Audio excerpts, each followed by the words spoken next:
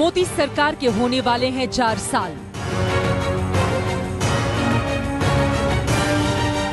लोकसभा चुनाव में सिर्फ साल भर का वक्त बाकी। क्या 2019 में मोदी की होगी वापसी? देश के मूड की बड़ी पड़ताल अब आपके शहर से लाइव। मोदी सरकार के 4 साल की पड़ताल करने के लिए दिल्ली से निकली हमारी टीम आज उत्तर प्रदेश में अमेठी पहुंची है। अमेठी राहुल गांधी का संसदीय क्षेत्र है। हमारी टीम ने अब तक किया है 1235 किलोमीटर का सफर।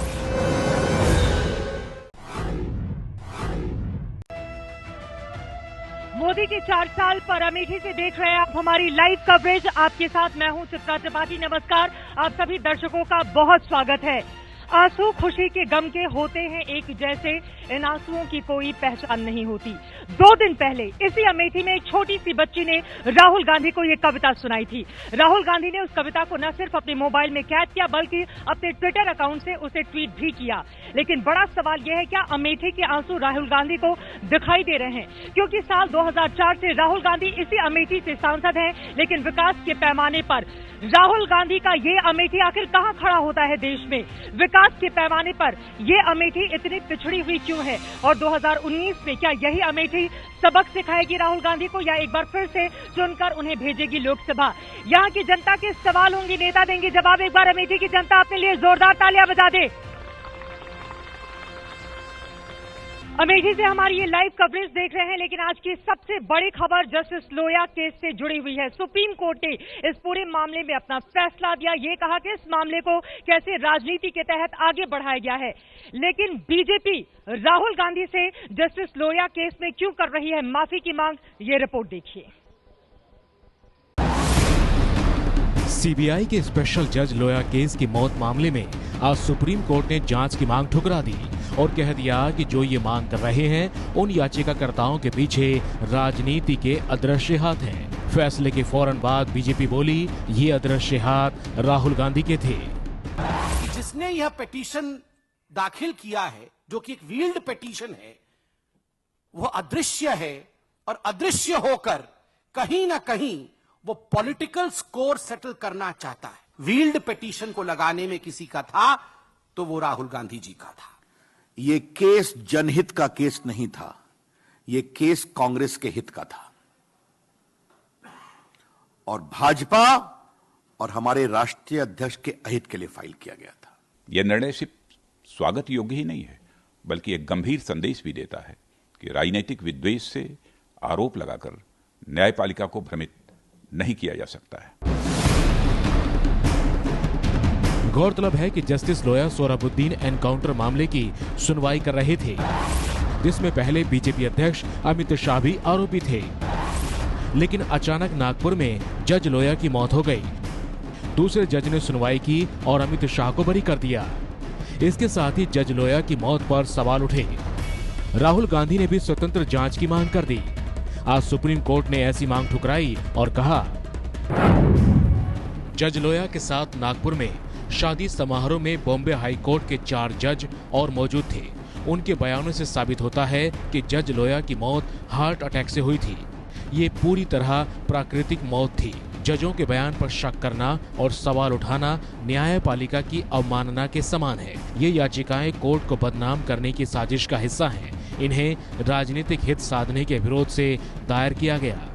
क्या सुप्रीम कोर्ट के पास भारतीय राष्ट्रीय कांग्रेस या उसका कोई नेता पेटिशनर था? जब सुप्रीम कोर्ट के 4 वरिष्ठतम जजेस ने जज लोया का नाम लेकर एक संशय खड़ा किया था, एक प्रश्न खड़ा किया था, तो क्या वो भी राष्ट्र विरोधी थे? ये फैसला बिल्कुल गलत है और इस मामले पर पर्दा डालने के लिए किया गया है, जबकि इस पर पूरे प्रमाण थे इस पर प्रश्न चिन्ह खड़े करने के।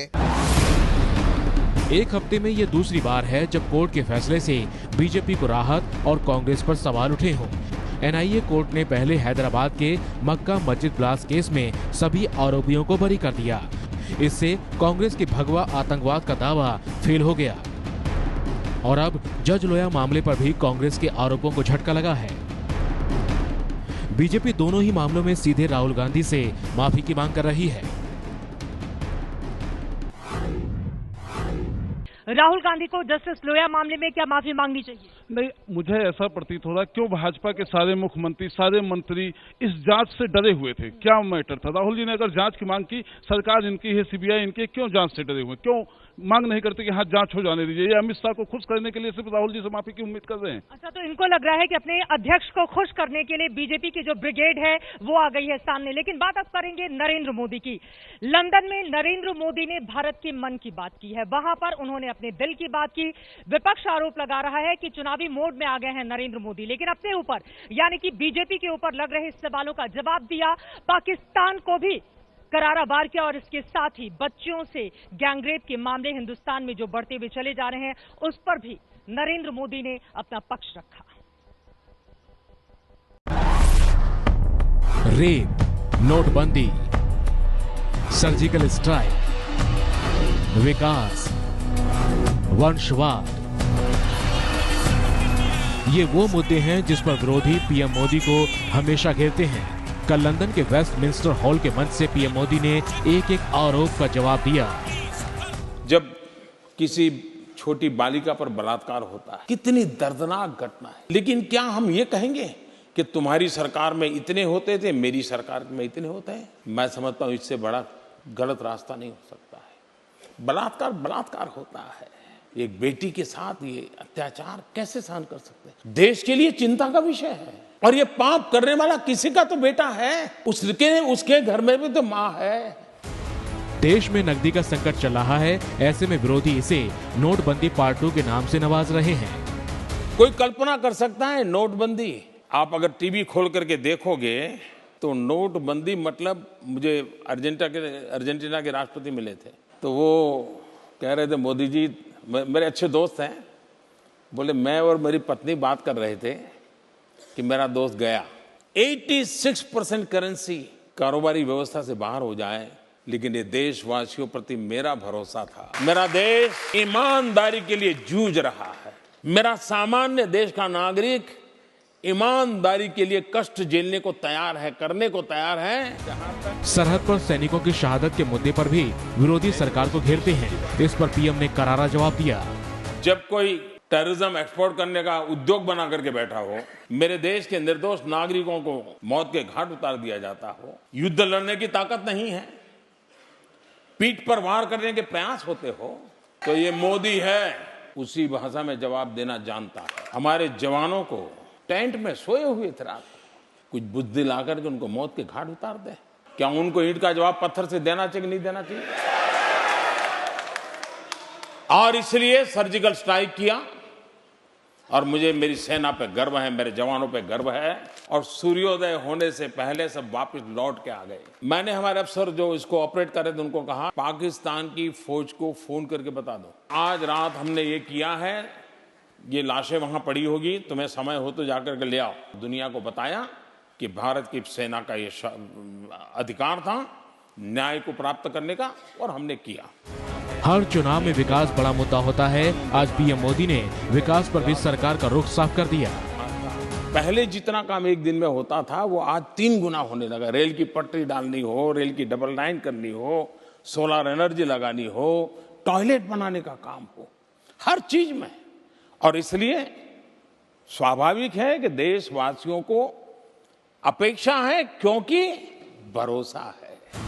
मोदी की विरोधियों पर वार की अपनी ही अलग शैली है। राहुल गांधी पर पीएम मोदी ने अपने अंदाज में निशाना साधा।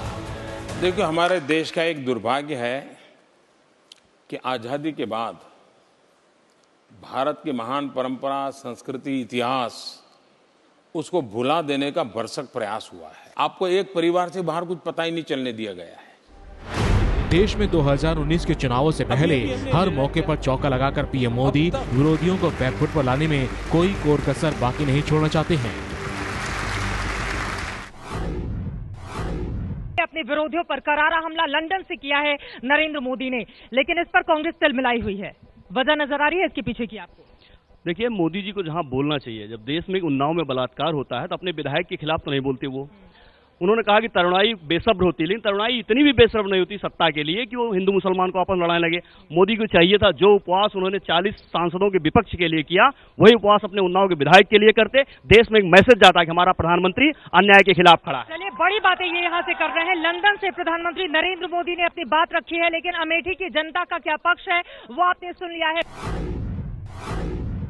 अमेठी से आप लाइव कवरेज देख रहे हैं। कैश की किल्लत की वजह से देश में लोग परेशान हैं। सरकार का दावा है कि 80% एटीएम में पैसे हैं। आरबीआई कह रही है कि ये जो संकट है उसको जल्द ही दूर कर लिया जाएगा। लेकिन आपको ये भी बताते चले, एबीपी न्यूज ने अपनी जो बड़ी पड़ताल की है कैश की किल्लत को लेकर, उससे ये मालूम पड़ता है कि देश के लोगों में कैश की परेशानी कितनी ज्यादा है और सरकार का दावा कहीं न कहीं इस रूप में गलत साबित हो रहा है। ये रिपोर्ट देखिए।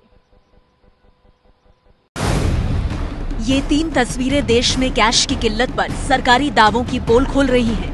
पहली तस्वीर बिहार के दरभंगा की है, जहां इलाज कराने आए मरीज पैसे के लिए एटीएम के बाहर लाइन में खड़े हैं। दूसरी तस्वीर देश के अलग अलग राज्यों की है, जहां एटीएम तो है लेकिन अब भी उनमें कैश नहीं है। तीसरी तस्वीर मुंबई की है, जहां आरबीआई ने मुंबई के एक सिटी कोऑपरेटिव बैंक का लेन-देन ही सीमित कर दिया, जिससे हजारों लोगों की गाढ़ी कमाई यहां फंस गई। लेकिन इन हालातों पर देश के वित्त राज्य मंत्री कह रहे हैं कि कैश की किल्लत नहीं, बस गुमराह किया जा रहा है। आज मैं समझता हूं कि देश के 80% से ऊपर के एटीएम्स में पैसे है, जहां भी कोई जाएगा वो है।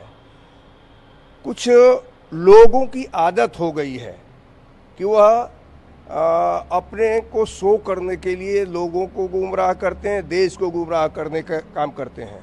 देश के वित्त राज्य मंत्री जिन पर गुमराह करने का आरोप लगा रहे हैं, अब जरा उनका दर्द भी सुनिए। ये है गुजरात के वडोदरा की रहने वाली नंदिनी। एक हफ्ते बाद यानी 27 अप्रैल को नंदिनी की शादी होनी है। शादी की खुशियों के बीच कैश की कमी ने परिवार वालों के माथे पर चिंता की लकीरें खींच दी हैं। तब खुशी की बात थी कि शादी तय हुई है। आज शादी टेंशन है कि भाई कैसे होगी शादी बिना पैसे की। पैसे होने के बावजूद भी हमारे हाथ में कैश नहीं है। तो आप जगह जगह पर जाके आए? जाके मैं 10 से 12 एटीएम घूम के आई हूँ, खुद कितनी बार जाके आई हूँ, बट कैश नहीं है। कहा तो फिर सर्विस नहीं है, एटीएम आउट ऑफ सर्विस दिखा रहे। कुछ ऐसी ही दिक्कत बिहार के दरभंगा की रहने वाली राजकुमारी विश्वकर्मा की है।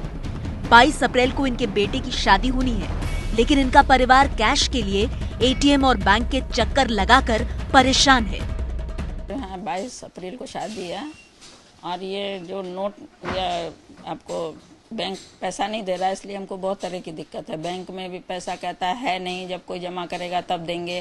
और मेरा बहू का कपड़ा लत्ता या गहना कुछ खरीदना है, वो सब भी अभी हम नहीं खरीद पाए हैं। ये बात सही है कि जैसे ही एबीपी न्यूज ने कैश संकट की खबर सामने रखी, केंद्र सरकार समेत बड़े बड़े बैंकों की नींद खुली और वो हरकत में आ गए। अब तेजी से नोट भी छापे जा रहे हैं। एटीएम में सप्लाई बढ़ाने का दावा भी हो रहा है। एसबीआई ने दावा किया है कि कल तक ये समस्या खत्म हो जाएगी, ताकि ये शॉर्टेज का जो सिचुएशन है जल्द से जल्द रिजॉल्व हो। मुझे लगता है 2-4 दिन में इसको हम नॉर्मलाइज करने में सफल हो जाएंगे। अब आपको हम बताते हैं कि अमेठी ये जिला हमने क्यों चुना, क्या खासियत है इसकी। सबसे पहली, कांग्रेस अध्यक्ष राहुल गांधी का ये गढ़ है। साल 2004 से लगातार अमेठी राहुल गांधी जीतते हुए चले आ रहे हैं। 2014 में बीजेपी की स्मृति ईरानी को उन्होंने हरा दिया था और एक बार फिर से शानदार जीत दर्ज की थी। 2014 के चुनाव में बीजेपी की स्मृति ईरानी हारी थी। अमेठी संसदीय क्षेत्र में विधानसभा की कुल 5 सीटें आती हैं। 2017 की बात करें तो 4 पर बीजेपी और 1 पर समाजवादी पार्टी ने जीत दर्ज की थी। इस लिहाज से अमेठी काफी ज्यादा महत्वपूर्ण, क्योंकि कांग्रेस के अध्यक्ष अब बच चुके हैं राहुल गांधी। ऐसे में 2019 के चुनाव में कैसा देखा जाएगा असर, इस पर करेंगे हम बड़ी पड़ताल। खास मेहमान हमारे साथ जुड़ चुके हैं, लेकिन एक बार फिर से अमेठी के लोग अपने लिए जोरदार ताली बजा दें। चलिए, और मंच पर हमारे साथ जो खास मेहमान जुड़े हुए हैं उनका परिचय जल्दी से आपसे करवा देती हूँ। बीजेपी की ओर से प्रेम शुक्ला जी हमारे साथ मौजूद हैं। कांग्रेस पार्टी की ओर से दीपक सिंह हमारे साथ जुड़ चुके हैं। बीएसपी से राजीव शुक्ला हमारे साथ मौजूद हैं, जबकि समाजवादी पार्टी से धीरेन्द्र सिंह हमारे साथ जुड़ चुके हैं। इसके अलावा उत्तर प्रदेश सरकार से मंत्री सुरेश पासी जी भी इस वक्त हमारे साथ जुड़े हुए हैं। आपका भी बहुत स्वागत है। तो चलिए शुरुआत करते हुए सबसे पहले मैं कांग्रेस पार्टी के पास आना चाहूंगी। ऊंची दुकान फीका पकवान, अमेठी में विकास कहाँ है? चित्रा जी, सवाल आप लोग हर मंच पर करते हैं, माइक मत हटाइएगा, बस बहुत देर नहीं बोलूंगा। अगर अमेठी का पकवान फीका है तो भारतीय जनता पार्टी का कोई सांसद हिंदुस्तान में आज लेकर आकर बता दे ये लोग बार बार सीट बदलते क्यों हैं, इनकी किस दुकान का पकवान बड़ा मीठा है। इसके लिए तो आपको अमेठी की जनता का शुक्रगुजार होना चाहिए ना कि विकास भी नहीं हो रहा है, जनता चुन भी रही है। अमेठी जितना विकास हिंदुस्तान की किसी भी ग्रामीण लोकसभा में नहीं हुआ है। क्या ये रोल मॉडल है देश के लिए, है या नहीं है, है या नहीं है, हाँ या ना? चले मैं चलूंगी, क्या रोल मॉडल है प्रेम शुक्ला जी? हिंदुस्तान मॉडल नहीं, हम जिस यहाँ पर शिव महल बालिका इंटर कॉलेज में खड़े हैं, ये संजय गांधी जी के कार्यकाल में बना और अब तक ये पूरा नहीं हो पाया। 1983 का विद्यालय है, यहाँ से इनका है। अच्छा, राहुल गांधी के कार्यकाल में 13 फैक्ट्रियां बंद पड़ी है, 13 फैक्ट्रियां। देखिए, Arif cement factory, Marwa cement factory, Jagdishpur cement factory, Sona bread factory, Samrat cycle factory. Samrat cycle factory के 65 एकड़ भूमि पर राजीव गांधी चैरिटेबल ट्रस्ट का अवैध कब्जा। आपने क्या कब्जा? लेकिन आपने क्या? हमने क्या है, बहुत अच्छा प्रश्न किया आपने। देखिए, 1 करोड़ 98 हजार सिर्फ मनरेगा में हमने जो कार्य दिवस दिए, 70,000 महिलाओं के घर में उज्ज्वला योजना के तहत हमने गैस पहुंचा दिया। चलिए आती हूँ। वो मना कर रहे हैं, कुछ लोग मना कर रहे हैं, कुछ लोग मना कर रहे हैं। चलिए लोगों के पास आप मना कर रहे हैं, कह रहे हैं कि गलत बोल रहे हैं। बताइए, गलत बोल रहे हैं प्रेम शुक्ला जी? ये प्रेम शुक्ला जी 100% गलत बोल रहे हैं। आप उज्ज्वला योजना की एक महिला से पूछिए कि वो अपना सिलेंडर भरा के वापस आई आज तक। चले मैं जाऊंगी, मैं इस सवाल के साथ आऊंगी। कुछ खड़ी जाइए सर, क्या सवाल है? अरे, जब इनके यहाँ गैस, इनकी सरकार थी तो गैस के लिए लाइन लगती थी। हमारे यहाँ गैस कंज्यूमर के घर जा रही है, ये इनको नहीं दिखाई देता। नहीं दिख रहा है। चले कुछ और लोगों के पास, अंदर आइए, खड़े हो जाइए जी। बताइए किसका सवाल है? सुनिए, राहुल गांधी सांसद है 14 साल से। हम जैसे मोटे आदमी के लिए क्या किए हैं? कम से कम एक अस्पताल तो खोल दे, एक अस्पताल को हम जैसे मोटे आदमी अपना इलाज करा सके। लेकिन इतने मोटे तो हो नहीं, इतने मोटे तो नहीं हो आप। चले खड़े जाइए मैम, क्या सवाल है? शिक्षा मित्र मैम, हम लोग जो है 17 वर्षों से अपना सेवा दे रहे हैं और हमको अयोग्य घोषित कर दिया गया है। एक ही देश में अलग अलग राज्यों में अलग अलग कानून कैसे हो सकता है? हम लोगों का 1,72,000 परिवार आज सड़कों पे आ गया है, भुखमरी कगार पे है। ये बड़ी बातें, हम जहाँ जहाँ जा रहे हैं यूपी के अलग अलग हिस्सों से ये बातें सामने आई हैं। कुछ और महिलाएं खड़ी जाए मैम, क्या है? हमारे लिए, महिलाओं के लिए राहुल गांधी ने बिल्कुल नहीं सोचा। जब से हमारी दीदी आई, स्मृति दीदी आई है और हमारे नरेंद्र मोदी जी आए हैं, उज्ज्वला योजना के तहत इतनी कनेक्शन वितरित हुए हैं। कोई भी, आपको क्या फायदा हुआ है? हमको बहुत फायदा हुआ है। हम बीमारियों से बच रहे हैं, सरकार दे रही है, कनेक्शन दे रही है। जी बताइए मैडम। अमेठी जो है गाँव का देश है और यहाँ अधिकांश जनता गाँव में रहती है। मोदी जी की वजह से, उज्ज्वला गैस योजना की वजह से आज हर एक गरीब में मोदी जी की फैन दिख रही है आप लोग एकदम। इसके पहले तो जी 2019 कौन जीतेगा? मोदी जी, मोदी। चलिए खड़े जाइए, क्या है? मेरा प्रश्न प्रेम शंकर शुक्ला जी से। शांत रहिए, जल्दी सवाल पूछिए, शांत मत करिए लोगों को। मेरा प्रेम एक एक करके शुक्ला से मेरा प्रश्न है कि जिस दिन पार्लियामेंट में नरेंद्र मोदी ने उनकी सीढ़ियों पर अपना सर झुकाया, लगा देश को एक ऐसा प्रधानमंत्री देश को मिल गया जो संसदीय मर्यादाओं का पालन करेगा। लेकिन वही प्रधानमंत्री जब राहुल गांधी राफेल में पूछते हैं, चुप हो जाते हैं, चौराहों पर जाके रोते हैं मेरी जान को खतरा है। सुनिए, एक शेर कहना चाहते, एक शेर कहने का टाइम अपने पास हो सबके। जल्दी से। अभी दीपक जी कह रहे थे कि राहुल जी ने बहुत विकास किया है यहाँ, और राहुल जी ने इतना विकास किया। अभी थौरी में राहुल जी ने शिलान्यास, उसको जो है उद्घाटन को शिलान्यास के शिलापट का उद्घाटन करने जा रहे थे। इसके सड़कों के उद्घाटन के लिए दौड़ रहे हैं वो राहुल गांधी। मैं भी 2009 लड़ा था, राहुल जी से मैं ही लड़ा था। करके पहले मैं ही लड़ा था 2009। अभी वो उद्घाटन के लिए दौड़ रहे हैं और शिलान्यास का पट उनके कार्यकर्ता लगा रहे हैं। ये 15 लाख अकाउंट में 2 करोड़, एक के बदले 10 सिर। भाजपा ने जो पवित्रता की वॉशिंग मशीन लगाई है, येदुरप्पा इधर से आते हैं उसका जवाब दीजिए। प्रेम शुक्ला जी, आपके ऊपर सवाल बहुत है। मंदिर में माथा तो टेका था और बताया था लोकसभा को, लेकिन ये बताइए जब सवाल पूछे जाते हैं तो मोदी जी चुप हो जाते हैं। सवाल पूछने की उनकी हिम्मत नहीं पड़ती, पहले हंगामा मचा के संसद से भाग जाते हैं। इनका तो ये रिकॉर्ड है।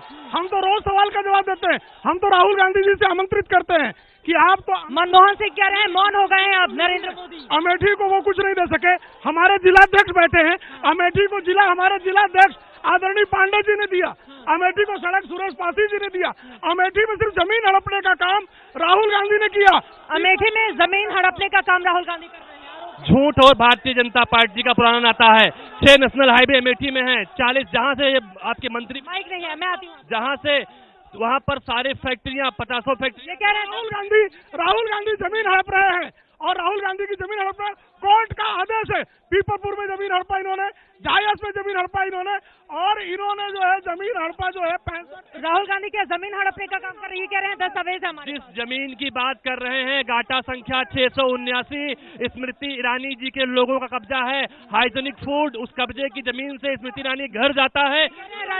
राजीव गांधी चैरिटेबल तो वो जो जमीन कब्जे वाली है वो स्मृति ईरानी के घर उसका अनाज जाता है। मैं आपके चैनल पे दावे के साथ कह रहा हूँ, इसका थोड़ा जल्द करूंगा। और सबसे ज्यादा देश में सबसे ज्यादा फैक्ट्रियां कहीं लगी हैं तो अमेठी में लगी हैं। देश के सबसे बड़े, वो कह रहे हैं सबसे ज्यादा फैक्ट्रियां अमेठी में लगी। 13 तो बंद करनी है, 13 तो बंद, 13 फैक्ट्रियां बंद हो गई, 2 पावर प्लांट हमने लगाए गाँव को। ठीक है, ये बताइए इस सब के बीच ये जो बीजेपी और कांग्रेस में चल रहा है, समाजवादी पार्टी कहाँ खड़ी है यहाँ? चित्रा जी, ये लोग दोनों विकास की बात कर रहे हैं अमेठी में। मैं सिर्फ यहाँ पर बैठे हुए सारे लोग किसान हैं। मैं जानना चाहता हूँ, हमारे प्रधानमंत्री जी लंदन से, विदेश से मन की बात कर रहे हैं, दिल की बात कर रहे हैं, बहुत अच्छी बात है। अमेठी के किसान, उत्तर प्रदेश के किसान, देश के किसानों की बात कब होगी, आज आप लोगों को बताना चाहते हैं। बिल्कुल, और यहाँ पर बहुत सारे किसान हमारे साथ बैठे हैं और महिलाएं भी हैं बड़ी तादाद में, उनके पास हम चलेंगे। महिलाएं भी हैं बड़ी तादाद में, अपनी बात रखना चाहती हैं। आप कौन है? आप? मैं उन्नीस कुमार में सेनानी। अच्छा, बताइए सर, बताइए। सेनानी परिवार से भी हूँ। योगी जी और मोदी जी की जो सरकार है, जो मोदी जी ने वादा किया था कि 2 करोड़ युवाओं को रोजगार दूंगा, 15-15 लाख रुपए हर खाते में आएगा, वो नहीं आ रहा है। आज क्या क्या मोदी जी ने युवाओं के लिए, मोदी जी बताएं। कह रहे थे मैं चौकीदार। हम पुरानी पेंशन के बारे में जानना चाहते हैं इन नेताओं से, कांग्रेस बीजेपी दोनों से। ये पुरानी पेंशन पे क्या कर रहे हैं, जबकि विधायक एक दिन के लिए शपथ लेता है तो पाता हम शिक्षक लोग। अपनी अपनी जगह बैठिए, चलिए मैं पीछे जाऊंगी, जो लोग खड़े हो जाएंगे उनके पास से मैं पीछे जाऊंगी, जो खड़े हो जाएंगे उनके पास से। किसका सवाल? इधर आइए भाई, इधर आइए, क्या सवाल? बैठिए, अपनी जगह बैठिए। मैं ये कहना चाहता हूँ कि भाजपा पाखंड और झूठ की राजनीति करती है। मैं एक किसान होने के नाते मैं बताना चाहता हूँ कि भारत के प्रधानमंत्री जी का यही शैली है कि जिस देश की धरती सोना उगले हीरा मोती, उस देश का पीएम झूठा निकला उसका। चलिए, यहाँ पर सीधे आरोप प्रेम शुक्ला जी, लोग कह रहे हैं कि सिर्फ झूठ बोलने वाली ये सरकार है और किसान है वो अपना पक्ष रखे, आपके किसानों के लिए बहुत काम कर रही है। तो राहुल गांधी बोलते हैं किसान क्रेडिट कार्ड अटल जी ने दिया, किसान को खाद मोदी जी ने दिया, खाद मांगने आते थे गोली चलवाते थे। अमेठी के किसान 500 गांव हर साल अमेठी में आग के कारण जलते हैं। राहुल गांधी एक गांव का, एक घर का कभी उन्होंने विकास नहीं करवाया। उन्होंने एक घर का विकास नहीं किया है। मैं लौटी हूँ प्रेम शुक्ला जी, मैं लौटूंगी। ये बताइए, ये राहुल गांधी को सिंगापुर और कैलिफोर्निया बनाने के लिए 15 साल और चाहिए, अमेठी को 14 सालों से क्या किया उन्होंने अमेठी के लिए? मैं, आप माइक हटाएंगे नहीं, बताऊं। अमेठी में ट्रिपल आईटी है, जो राजीव गांधी का सपना था। जब भारतीय जनता पार्टी धरना देते थे कंप्यूटर से देश है कहाँ ये ट्रिपल आईटी है कहाँ? भारतीय जनता पार्टी के लोग उसको छीन कर ले गए। यहाँ पर उड़ान एकेडमी है जहाँ से पायलट बनते हैं, यहाँ पर पेट्रोलियम इंस्टीट्यूट राहुल गांधी ने लगवाया, जहाँ पर देश का पहला कक्षा संस्थान है, यहाँ पर निफ्ट है, यहाँ पर FDDI जो शिक्षण संस्थान है वो अमेठी में स्थापित है। भारतीय जनता पार्टी किसी नेता समित किया। एक ITI जिला कार्यालय हमने दिया, अस्पताल हमने दिया, यहाँ पर ITI के 2 सेंटर्स हमने दिए। ये झूठ बोल रहे हैं। जब यहाँ पर जिला कारागार की जमीन का ग्रहण हुआ तब इनकी सरकार ही नहीं थी। ये यहाँ पर इतना, इनके मंत्री, इनके राष्ट्रीय अध्यक्ष झूठ बोलते हैं। यहाँ पर जिला कलेक्ट्रेट की बात करते हैं, यहाँ पर इतना इंफ्रास्ट्रक्चर पहले से था। यहाँ कुल मिलाकर अमेठी की लड़ाई 2019 में कम से कम दिलचस्प होने वाली है।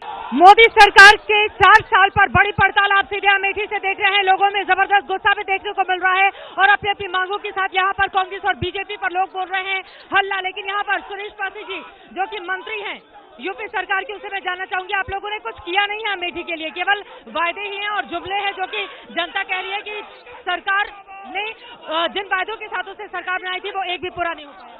देखिए, 1 वर्ष के अंदर अमेठी के लिए बहुत कुछ किया। अमेठी में कलेक्ट्रेट के ऑफिस नहीं था, पुलिस का ऑफिस नहीं था और सरकारी कोई बिल्डिंग नहीं थी। यहाँ तक कि अमेठी में पोस्टमास्टम हाउस नहीं था। ये राहुल गांधी का विकास है। और जगदीशपुर ऐसी एक विधानसभा, वहाँ पाली एक गांव है, बीच से गोमती नदी गुजरती है। बच्चे आज भी नदी में नाव से पढ़ने उस पार जाते हैं।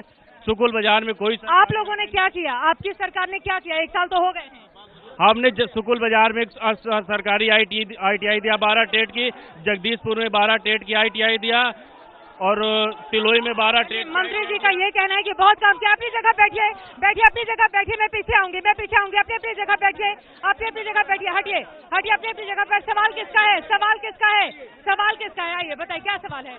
राहुल गांधी जी अपनी सांसद निधि वापस कर देते हैं। यहाँ पे सड़क, बिजली, पानी की इतनी दुर्व्यवस्था है, चौराहे पर जाते हैं मैं कहाँ गया, मैंने क्या किया। पढ़ने के लिए लड़के बाहर जा रहे हैं, कोई एक चीज का शिलान्यास, सब झूठ बोल रहे हैं, सब झूठ बोलते हैं। पैसे वाला कागज 1 रुपए में बेचा, खेती ला गए क्या ये सब काम हुआ? राहुल गांधी किए हैं और कोई नहीं किया है। राहुल गांधी ने किया है काम, आराम से, गुस्से में नहीं, आराम से। तो मैं PG करके बैठा हूँ, 5 करोड़ रुपए का इंतजार कर रहा हूँ, मुझे जॉब नहीं मिल रही है। 5 करोड़ रुपए का इंतजार क्यों करता है? प्रधानमंत्री जी ने कहा था कि 15 लाख देंगे, अभी तक नहीं आया। ठीक है, आराम से, एक एक करके अपनी बात, एक एक करके पीछे चलिए। क्या बात है? गांधी खानदान 70 साल से कब्जा किया हुआ है, अमेठी हमारी बर्बाद हो रही है। 70 साल से बात क्या नतीजा? आराम से, एक एक करके अपनी बात रखिए। चलिए मैं आगे चलती, ये लोग बोले नहीं देंगे। सवाल पूछे, यहाँ पर सवाल बताइए। पेंशन, पुरानी पेंशन पे पूछिए, पुरानी पेंशन हमारे पेंशन पे जवाब लेना है। और यहाँ पर कौन से लोग सवाल पूछना चाहते थे? चलिए मैं पीछे चलूंगी, पीछे बैठ जाइए, आगे आइए, क्या बोलना चाह रहे हैं? मैं ये कहना चाहता हूं कि 2014 में आपके जो राहुल गांधी जी हैं, जो यहाँ के सांसद हैं, यहाँ के प्रतिनिधि हैं, उन्होंने मुंशीगंज गेस्ट हाउस में, जिसमें बलराम सिंह एक कार्यकर्ता थे, कांग्रेस के निष्ठावान कार्यकर्ता हैं, उनका ये गूगल पर है कि राहुल गांधी। ठीक है, इस तरह की ठीक है मामला। देखिए मामला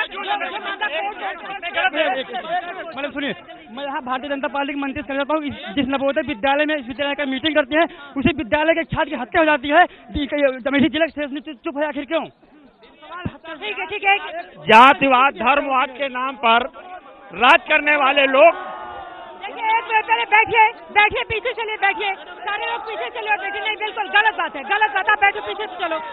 बताइए सर सवाल। धर्मवाद और जातवाद के नाम पर राज करने वाले लोग उन्नाव कांड पर कुछ क्यों चुप रहते हैं? आबरू लूटी जा रही है लोगों की, और राहुल गांधी से ज्यादा विकास इस देश में करने वाला कोई नहीं है। अमेठी में विकास हुआ है, 30 करोड़ की योजना नहीं पता। अमेठी का विकास हुआ, अमेठी का विकास राहुल गांधी ने किया है। अमेठी में क्या विकास हुआ है? 5 नेशनल हाईवे दिए गए हैं, सारे IT, सैनिक विद्यालय, FDI, पेट्रोलियम विद्यालय, ये जिस आपको लग रहा है जगह दीजिए, नहीं जगह दीजिए, ऊपर जाने दीजिए। राहुल गांधी ने बहुत विकास किया। चलिए मैं BSP से बहुत देर से आ रही हूँ सर आपके पास। इन लोगों का ये कहना है कि राहुल गांधी ने बहुत विकास किया अमेठी का, मानते हैं इस बात को? राहुल गांधी जी ने विकास तो किया ही, इसको तो मानना पड़ेगा। और आप समझ लीजिए कि ये बदले सुर क्यों हैं? इलेक्शन के समय सुर बदल जाते हैं, अभी सुर आपके कुछ और हैं। आप मेरी सुन लीजिए, मैं एक चीज बताना चाहता हूं आपको कि आने वाले समय में जनता तैयार हो रही है। पूरे इस प्रदेश में नहीं, पूरे देश की जनता तैयार हो रही है। सपा, बसपा और कांग्रेस तैयार हो रही है मोदी के खिलाफ। सपा, बसपा, कांग्रेस तो तैयारी हो रही है, लेकिन जनता भी तैयार है जवाब देने के लिए। आपका सूरज अस्त हो गया तो फिर आपने हाथी की सवारी नहीं है, हाथी की सवारी करा। सूरज हमारा अस्त नहीं है, ऐसा नहीं है, साइकिल आ गई हमारी सवारी। लेकिन ये एक बात बताइए, अगर मैं खुद अपनी बात करूं, देश के अलग अलग हिस्सों में हम जाते हैं, अगर अमेठी की हम बात करें तो विकास के नाम पर उस तरह की तस्वीर दिखती नहीं है जो आप गिना रहे हैं इस समय। विकास के नाम पर जो तस्वीर कही है यहाँ पर स्थापित है, हम झूठ नहीं बोलते। भारतीय जनता पार्टी, अभी भारतीय जनता पार्टी की नेता स्मृति ईरानी जी ने कहा 10,000 गाय बांटेंगे। उन्होंने गुजरात नर्मदा फर्टिलाइजर का नाम लिया, ये RTI की रिपोर्ट है, उसने कहा हम इस तरह के कोई काम करते नहीं, हमारे यहाँ गाय का उत्पादन नहीं होता है। नहीं, मुझे एक बात समझ नहीं, ये 15 साल क्यों चाहिए आपको? 14 साल हो गए, 15 साल और चाहिए। उसके बाद उसके बाद फिर कोई और गांधी परिवार का आ जाएगा। अमेठी इसी तरह से चलती रहेगी क्या? पहले भी जितना आपसे कहा कि जितना फिर मैंने काम गिनाए हैं आपके, कहां पर है ये चल, कहां पर है बेचल, कहां पर है गरुआ, कहां पर FDDI है, कहां पर है भेल, कहां पर गन फैक्ट्री है, कहां पर शक्तिमान है, कहां पर SSG फैक्ट्री, ये सब अमेठी में स्थापित है। भारतीय जनता पार्टी सरकार में है, सवाल पूछना बंद करे, जवाब दे। इनके ये महत्वपूर्ण बात है, बीजेपी इस वक्त सवाल पूछना बंद करे, जवाब दे, ये कहना है कांग्रेस का, लेकिन जवाब कांग्रेस को भी देना होगा। मोदी सरकार के 4 साल पूरे होने जा रहे हैं। इसी के साथ सवाल ये है 2019 कौन जीतेगा? जल्दी जल्दी से एक एक रिएक्शन। 2019 कौन जीतेगा? स्मृति दीदी जीत कर जाएंगी, क्योंकि उन्होंने विकास की जो धारा बहाई है वो यहाँ कभी नहीं थी, कभी नहीं थी, कभी नहीं थी। और कौन जीतेगा? स्मृति ईरानी जी अब की आई, एक बारात घर का जीतेगा कौन? राहुल गांधी। कौन जीतेगा? 2019 कौन जीतेगा? इस 4 साल में अमेठी भ्रष्टाचार मुक्त हुई है, और जैसे व्यापारियों को लूटा जाता था, व्यापारी लूटे नहीं जा रहे हैं, जो दिन दहाड़े। जीतेगा कौन? जीतेगा स्मृति ईरानी। स्मृति ईरानी क्यों? स्मृति ईरानी जो विकास जो है गौरीगंज अमेठी लोकसभा में कर रही है, और राहुल गांधी के पिता ने 4 साल। कुछ और लोग पास उधर चलते हैं, बताइए सर 2019 कौन जीतेगा? जिस दिन मोदी यहाँ आएंगे, एक 3 दिन रुक जाते, पूरा प्रदेश जीत जाते। राहुल गांधी पंछी के चुनाव नहीं जिता पाते। इस बार तो लग रहा है मोदी ही जीतेंगे, मोदी जीतेंगे। 2019 कौन जीतेगा? 2019 कौन? भारतीय जनता पार्टी की सरकार बनेगी, स्मृति दीदी की वजह से किसानों। ठीक है, 2019 कौन जीतेगा सर? 2019 कौन जीतेगा? मोदी जीतेंगे। मोदी की सरकार। 2019 कांग्रेस पूर्ण बहुमत से आएगी, अगर बैलेट पेपर से चुनाव हो तो। बताइए कौन जीतेगा? मोदी। ठीक है, जल्दी से मैं चाहूंगी आप, क्योंकि यहाँ पर बहुत भीड़ हो गई है। 2019 चलिए आम लोगों के पास जगह दीजिए, आराम से हल्ला नहीं। 2019 कौन जीतेगा बताइए? स्मृति ईरानी भाजपा। ठीक है, आराम से 2019 कौन? अमेठी के मन की बात यह है कि राहुल गांधी इस बार 5 लाख वोटों से जीतने जा रहे हैं, और कौन जीतेगा? अंग्रेजों के समय में हमने डायमंड को जीतेगा कौन? डायमंड को खत्म कर रहे हैं, उसी तरीके से राहुल गांधी को कौन जीतेगा? कौन? एक बार गुजरात हारी है, एक बार अमेठी हारी है, इस बार तीसरी बार लगातार हारने वाली है। कुल मिलाकर अमेठी की लड़ाई, जैसा कि आपको लग रहा है, दिलचस्प होने जा रही है। 2019 की राजनीति भी शुरू हो गई है। अमेठी कांग्रेस का गढ़ है, लेकिन माना यही जा रहा है कि इस बार स्मृति ईरानी 2019 में उन्हें कड़ी चुनौती देगी। आज अमेठी से फिलहाल इतना ही। कल शाम 7 बजे आपसे मुलाकात होगी मैनपुरी से लाइव। मोदी सरकार के 4 साल पर हम करेंगे बड़ी पड़ताल। हर खबर की लेंगे खबर मास्टर स्ट्रोक में रात 9 बजे।